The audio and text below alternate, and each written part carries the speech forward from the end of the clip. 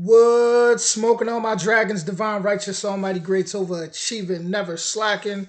Don't mind me, I'm working again, out working as usual. So working while I'm working. But we back. We got geography now, Philippines. I just feel like taking it to the Philippines, guys. So that's where we gonna go. With that being said, original link in the description. Let's dive into it. Here we go. Don't know anything about Asia, the Philippines is like the jolliest of them all. They're just happy, fun, jolly people. And You know what? It's been 3 years. I'm not taking this anymore. I've been pushed around, I've been threatened, I've been thrown in the dungeon, I've been the butt of all the jokes. I'm the Filipino one. This is my time. My time!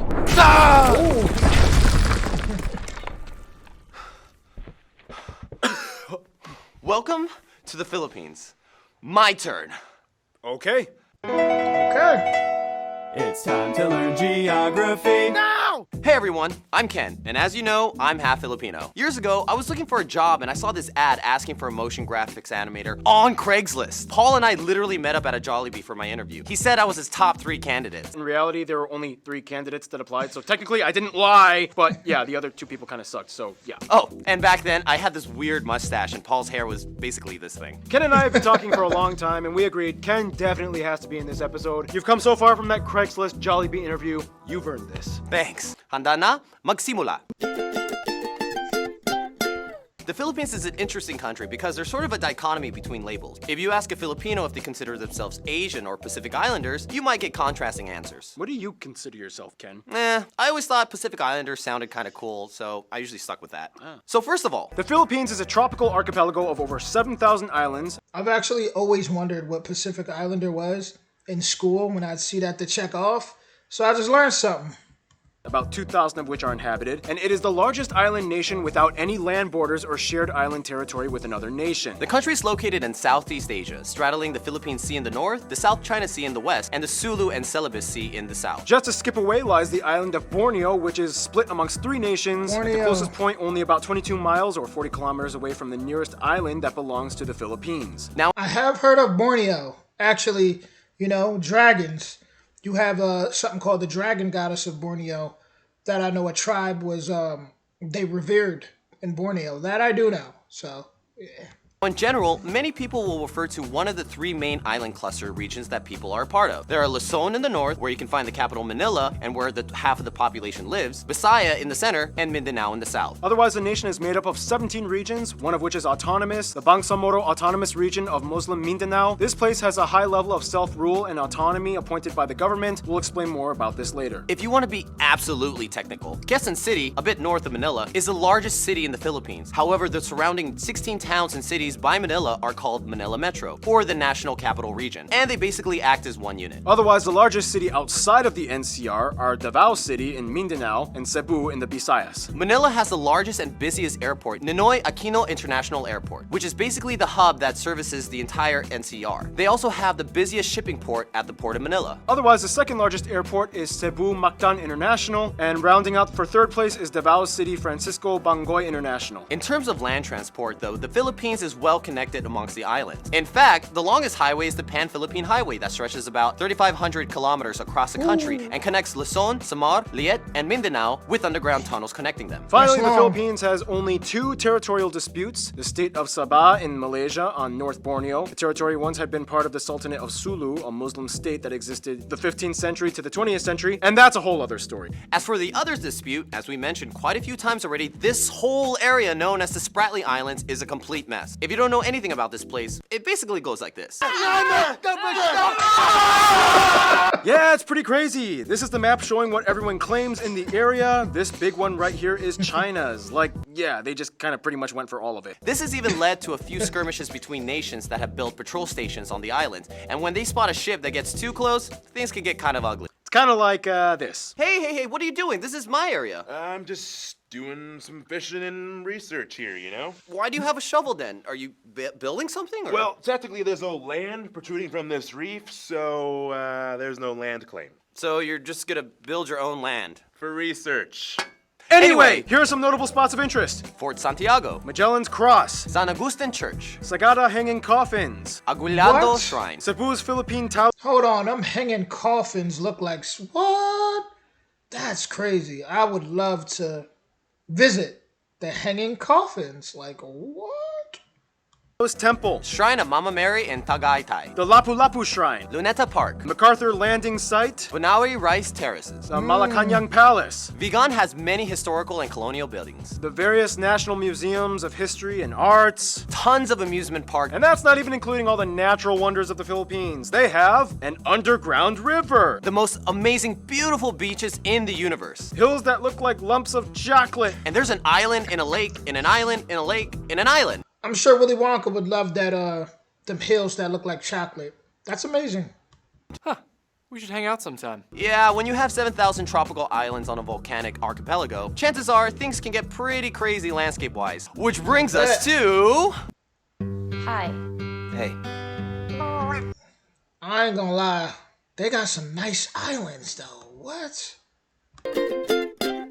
The actual physical land of the Philippines is the biggest treasure you will find here for sure. Anyway, the Philippines lies on the Ring of Fire and is specifically on a tectonic plate named after them, the Philippine Plate. And about 95% of the land is made up of the 11 largest islands. The country was essentially formed through the tectonic activity between the Philippine, Manila, and the Mindanao Trenches, the Mindanao being the second deepest in the world. This makes the country susceptible to small earthquakes and minor volcanic activity. About 53 active volcanoes can be found in all of these largest islands, except for Palawan. The most famous and picturesque of these include these three. See this island here, Camiguin? It actually has more volcanoes than towns on it, 7 versus 5, making it the place with the most number of volcanoes per square kilometer in the world. In fact, the It blows my mind that people could live on that island with those volcanoes. Like, woo, that's scary.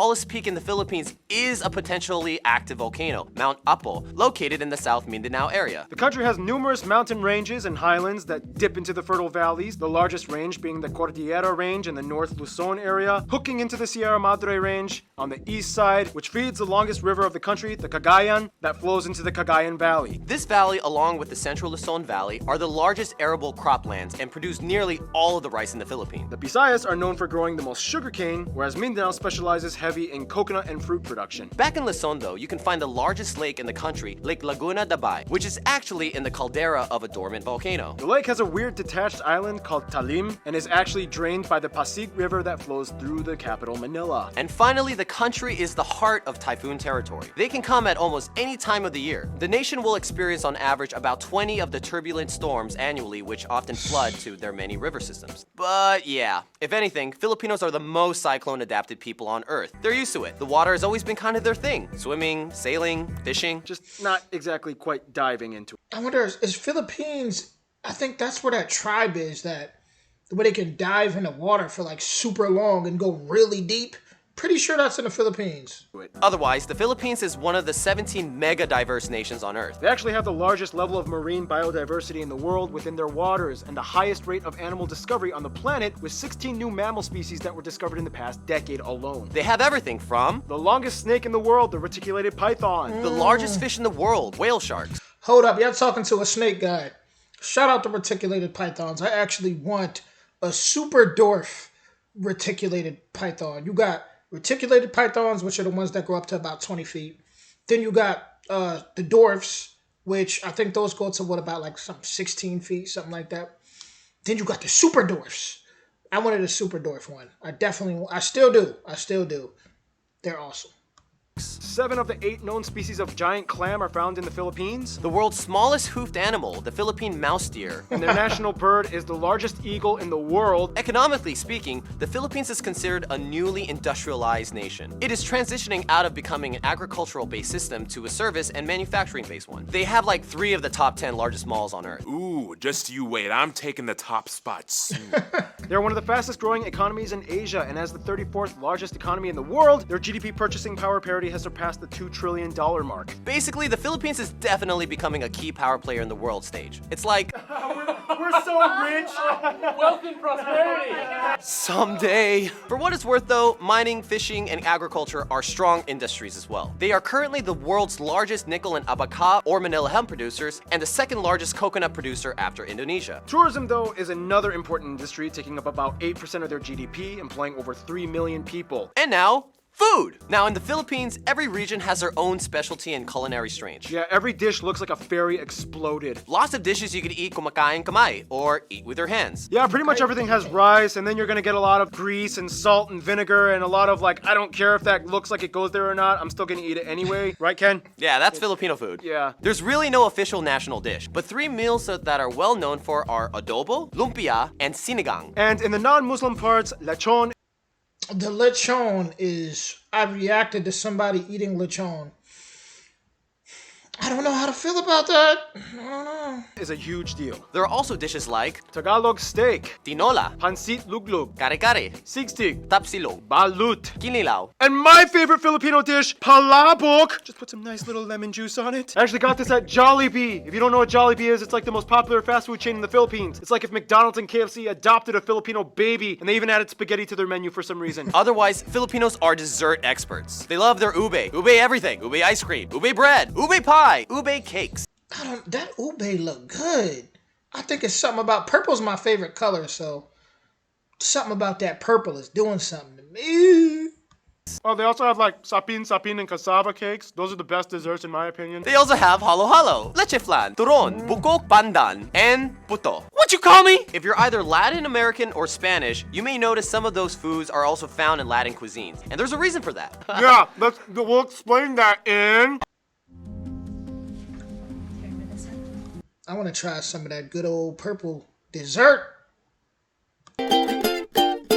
Now, only in the Philippines can you find people that have Spanish names, speak English, celebrate an Austronesian culture, and cook Chinese. General MacArthur once said, "Give me 1,000 Filipino soldiers and I will conquer the world." Yeah, for some reason, Filipinos are like the best friends of Asia. Filipinos still have the best attitudes and smiles. They even give time off felony sentences if the prisoners volunteer to take part in a Michael Jackson dance performance to the public. But we're getting ahead of ourselves. First, Is that real? Like that? They really do that? If that's real, they not joking? the graph. The country has about 110 million people and is the 8th most populated country in Asia and the 12th most populated country in the world. There are about 175 ethno-linguistic people groups in the Philippines, the majority of whose languages are Austronesian. Of these groups, the largest ones are the Tagalog at about 28%, 13% are Cebuano, 9% are Ilocano, and 8% are Bisaya. The rest are made up of other groups plus a small minority of non-native citizens, mostly Asians and Americans. It's important to note, though, that the Philippines has about 10.2 million people overseas worldwide. It is one of the largest diaspora populations, spanning over 100 countries. The US alone has about 4 million. I mean, they were at one point colonized by the US, so go figure. They use the Filipino peso as their currency, they use the types A, B, and C plug outlets, and they drive on the right side of the road. Oh, and keep in mind the word Pinoy is synonymous with something that is Filipino. You might see that used a lot. Now back to the ethnic groups thing. Since there are over 175 of them, you I see Pinoy used a lot with Philippine rappers.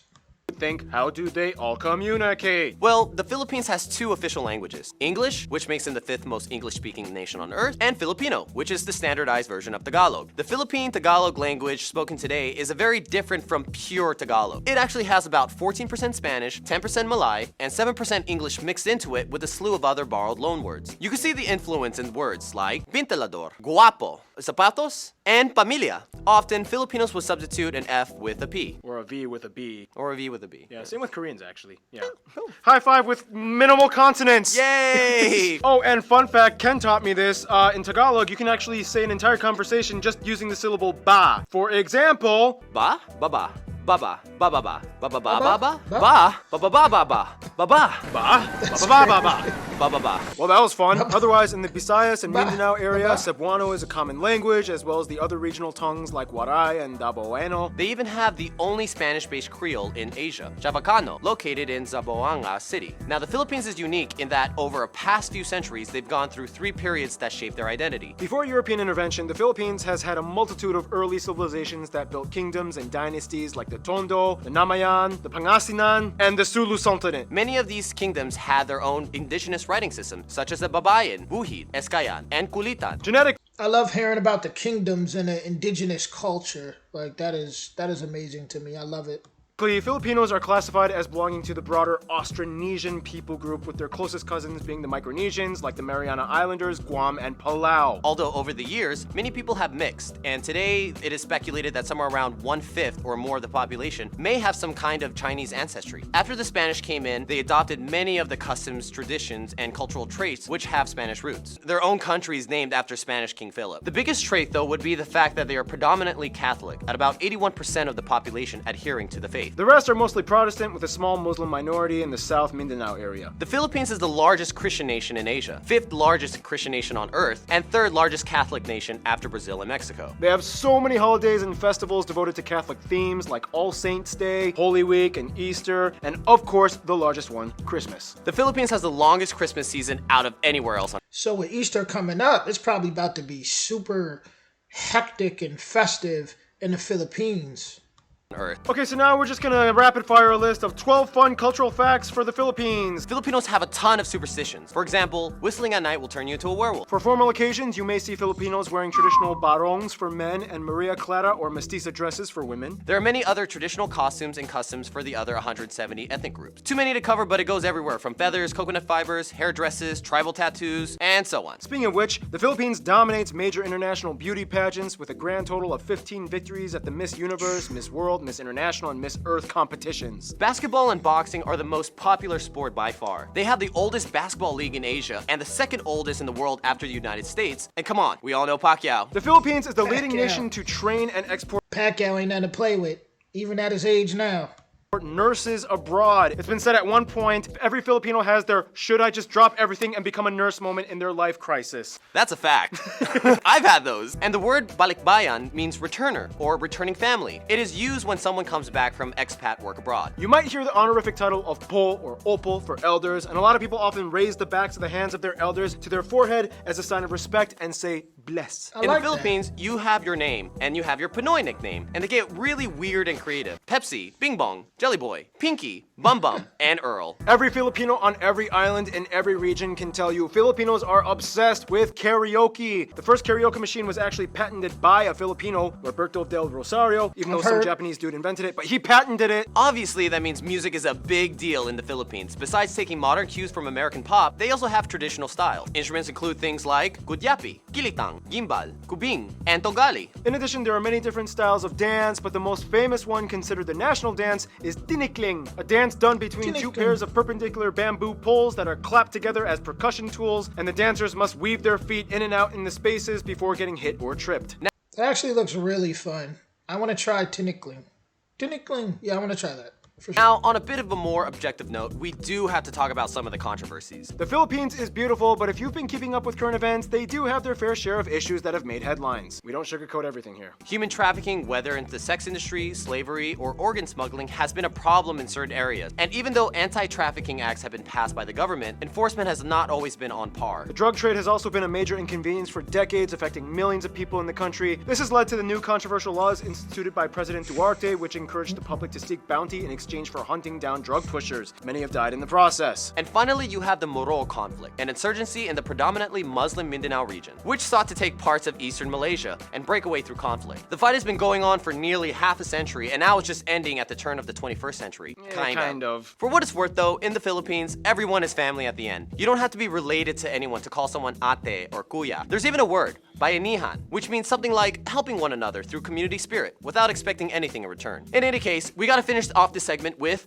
history. Austronesians. Tribal kingdoms and sultanates. This guy came to the islands. Catholicism comes in. Lapu-Lapu and Magellan dies in battle. 5 Spanish dudes followed through. They finally become a colony of Spain. The galleon trade. British Philippines. And then back to Spain. The Treaty of Paris. Philippine Revolution. The Spanish-American War. First Philippine Republic. Philippine-American War. American occupation. World War II, Japan invades. American pushes them back. Finally, Philippine independence. Ferdinand Marcos turns from president to dictator. Martial law. This guy gets killed because because he was against the regime. People Power Revolution in 1986. Growth from agricultural society to an industrial one. And here we are today. And now we finish off with the notable famous people condensed. Some famous people you guys, the Pinoy geography suggested we mention in this episode include Lapu-Lapu, Jose Rizal, these two saints, Melchora Aquino, Manuel L. These two Quezon, saints. Lacan Dula, Josefa Yanes Escoda, and Vicente Lim. Carlos Peña Romulo. And all the Miss Universe winners. And there's a ton of Americans with Filipino or partial Filipino descent. Yeah, you can see there's lots of American Filipinos. Those two get along pretty tight. We'll explain more on how that happened in... Introducing the Hide and Seek from Bellroy, a traditional wallet on the I know that didn't just... inside. Hold on. I thought the video ended for a second. I was about to say.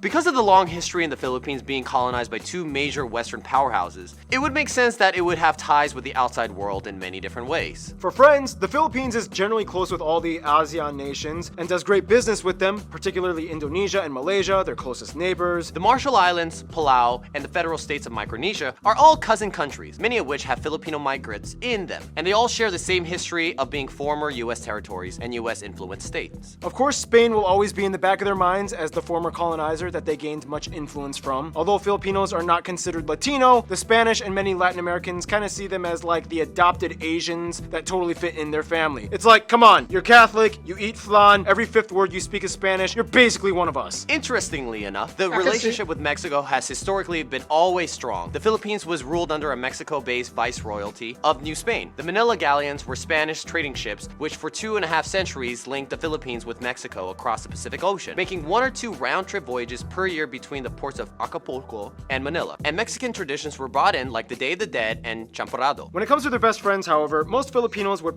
The Day of the Dead, I love that so much. probably say, even though colonial years were a little bit bumpy, ultimately the USA and South Korea. South Korea was one of their closest best friends from the 20th century on. World War II really bonded with them after the Japanese occupation years, and they supported each other diplomatically. Koreans are the top #1 tourist demographic that visit the Philippines. Koreans kind of admire the fact that even though they were both influenced by the US, Filipinos speak better English, whereas Filipinos practically obsess over Korean products and media. Us. That's why we're...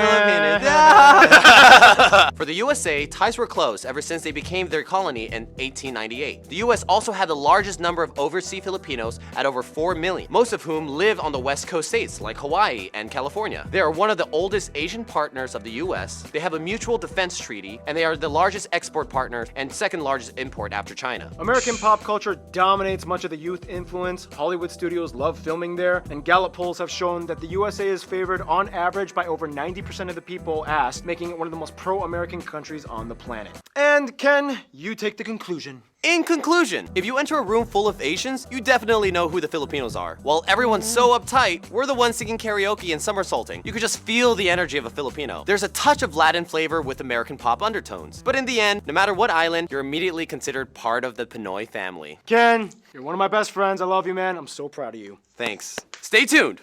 Poland is coming up next. Poland. Pinoy. Shout out to my Pinoy. You know, that Pinoy love out there.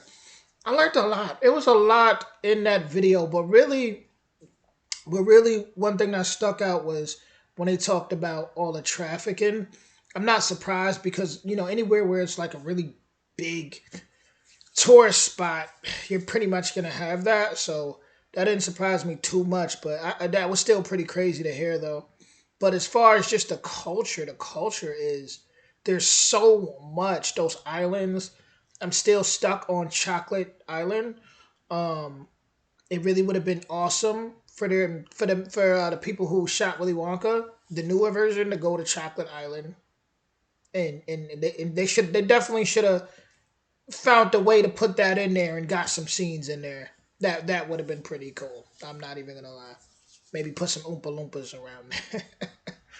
And then that purple cake, or just the purple desserts, period. Looks so delicious. Like, I don't know, like, it's just certain places that are really special. The Philippines is one of those places. They're just very special.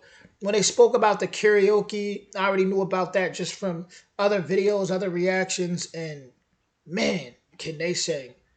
And then for them to be like winning all these beauty pageants and just beautiful people.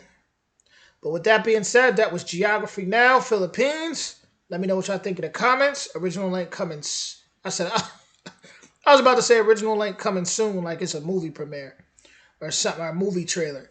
What I meant to say was original link in the description. And also, if you are new to the channel, make sure you go binge watch my Philippines playlist. And I'll see y'all soon. Much love.